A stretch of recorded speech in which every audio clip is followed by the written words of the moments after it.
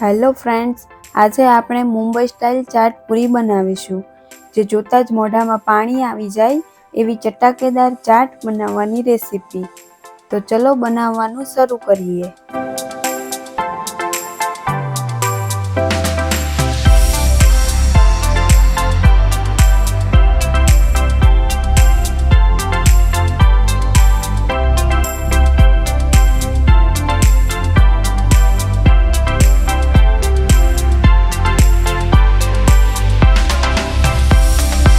નવી રેસીપી શીખવા માટે કુક વિથ કિંજલને સબસ્ક્રાઇબ કરો અને સાથે બેલ આઇકન જરૂરથી દબાવો। સૌપ્રથમ ખસ્તા પૂરી બનાવવા માટે એક વાસણમાં 1 વાટકી મેંદાનો લોટ, 1 ચમચી સોજી, સ્વાદ અનુસાર મીઠું અને વાટેલું જીરું લીધું છે। હવે તેને હાથની મદદથી બધું મિક્સ કરી તેમાં મોણ માટે થોડું તેલ નાખીને લોટ બાંધીશું। લોટ જે છે એમાં આ રીતે મુઠ્ઠી પડે એટલું મોણ રાખીશું। બહુ વધારે તેલ નથી નાખવાનું, નહીં તો આપણી પૂરી જે છે એ પોચી થશે। હવે તેમાં થોડું થોડું પાણી નાખીને લોટ બાંધતા જઈશું। અહીંયા જો તમારે એકલો મેંદાનો લોટ ના લેવો હોય તો તમે એમાં ઘઉંનો લોટ પણ ઉમેરી શકો છો। તમે જોઈ શકો છો આપણો લોટ જે છે એ ઓલમોસ્ટ બંધાઈને તૈયાર થઈ ગયો છે। ન વધારે પડતો કઠણ કે ન વધારે પડતો ઢીલો। હવે લોટને 10 મિનિટ માટે ઢાંકીને મૂકી દઈશું। ત્યાં સુધીમાં ચાટમાં નાખવા માટેની ખજૂર આમલી અને કોથમીરની ચટણી બનાવી લઈએ। ખજૂર આમલીની ચટણી બનાવવા માટે મેં અહીંયા 1 વાટકી ગોળ, અડધી વાટકી આમલી, 5 થી 7 પેસી ખજૂર અને 2 સૂકા લાલ મરચાં લીધા છે।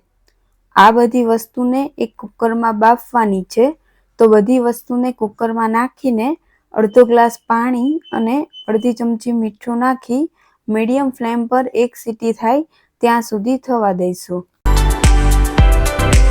હવે તમે જોઈ શકો છો આમલી બફાઈ ગઈ છે, તો તેને મિક્સર જારમાં ક્રશ કરી લેશું અને તેને આ રીતે છાણીની મદદથી ગાળી લેશું। ચટણી ગળાઈ જાય એટલે તેની અંદર અડધી ચમચી ગરમ મસાલો, 1 ચમચી ધાણા જીરું, 1 ચમચી લાલ મરચું અને સ્વાદ અનુસાર મીઠું નાખીને મિક્સ કરી દઈશું, એટલે આપણી ખજૂર આમલીની ચટણી તૈયાર થઈ જશે।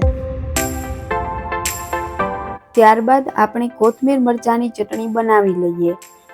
કોથમીર મરચાંની ચટણી બનાવવા માટે 50 ગ્રામ ધાણા લીધા છે, તેમાં 5 થી 7 પાન ફુદીનાના, 2 થી 3 તીખી મરચી, 8 થી 10 કળી લસણ, આદુનો ટુકડો, થોડા સિંગદાણા, 1 ચમચી જીરું, અડધી ચમચી મીઠું અને 2 ચમચી જેટલું દહીં નાખીને ક્રશ કરી લેશું, એટલે તૈયાર છે આપણી કોથમીર મરચાંની ચટણી। ત્યારબાદ ગળ્યું દહીં બનાવવા માટે 400 ગ્રામ જેટલું દહીં લીધું છે, તેમાં અડધી વાટકી ખાંડ નાખી બરાબર મિક્સ કરી દેવું। ખાંડનું પ્રમાણ જે છે તમારી રીતે વધારે અથવા તો ઓછું કરી શકો છો, એટલે તૈયાર થઈ જશે આપણું ગળ્યું દહીં। તો 10 થી 15 મિનિટ પછી આપણો લોટ જે છે એ એકદમ સોફ્ટ થઈ ગયો છે। તો હવે તેની પૂરી બનાવવા માટે મેં એક લુઓ લીધો છે, એને રોટલીની સાઈઝ જેટલો મોટો વણી લેશું। પૂરી જે છે એ આપણે પાતળી બનાવવાની છે, જો જાડી રાખીશું તો પૂરી છે એ ક્રિસ્પી નહીં બને અને તળતી વખતે અંદરથી કાચી રહેશે। જો અહીંયા તમારી રોટલી જે છે એ બરાબર ના વણાતી હોય તો અટામણ તરીકે તમે લોટનો ઉપયોગ પણ કરી શકો છો। તમે જોઈ શકો છો આપણી રોટલી જે છે એકદમ પાતળી વણાઈ ગઈ છે। તો હવે તેને રાઉન્ડ શેપની વસ્તુ લઈ નાની નાની પૂરી કરી લેવી। અહીંયા તમે પૂરીની સાઈઝ નાની કે મોટી કરી શકો છો। વણાઈ ગયેલી પૂરીને આપણે ફોક સ્પૂન અથવા ચપ્પાની મદદથી બધા પૂરીમાં કાણા પાડી લેશું, જેથી કરીને પૂરી જે છે એ ફૂલાય નહીં। હવે આપણી બધી જ પૂરી વણાઈને તૈયાર થઈ ગઈ છે, તો તેને તળી લઈશું। તો તળવા માટે એક કઢાઈમાં તેલ ગરમ કરવા મૂકી દીધું છે।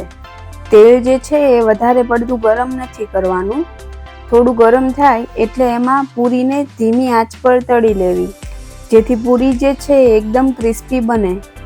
તમે જોઈ શકો છો આપણી બધી જ પૂરી તળાઈને તૈયાર થઈ ગઈ છે। આ પૂરીને તમે નોર્મલી 1 થી 2 મહિના માટે એરટાઇટ ડબ્બામાં સ્ટોર કરી શકો છો। હવે ચાટને વધુ ટેસ્ટી બનાવવા માટે રગડો બનાવી લેશું। રગડો બનાવવા માટે એક તપેલીમાં 2 ચમચી જેટલું તેલ ગરમ કરવા મૂકી દે છે. તેલ ગરમ થાય એટલે તેમાં અડધી ચમચી જીરું, ચપટી હિંગ, 2 ચમચી આદુ મરચીની પેસ્ટ નાખી હલાવી લેવું.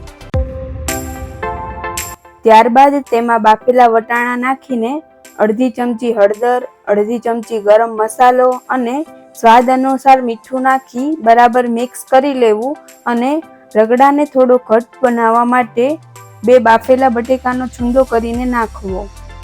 બધું બરાબર મિક્સ કરી 2 થી 3 મિનિટ માટે ઉકળવા દેવો.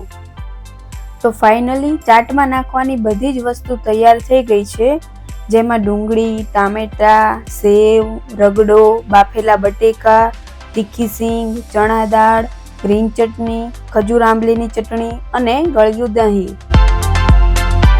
તો ચલો હવે ચાટ પૂરી બનાવી લઈએ. તો હવે આ બધી જ વસ્તુને પૂરી ઉપર નાખીને સર્વ કરી દેવી.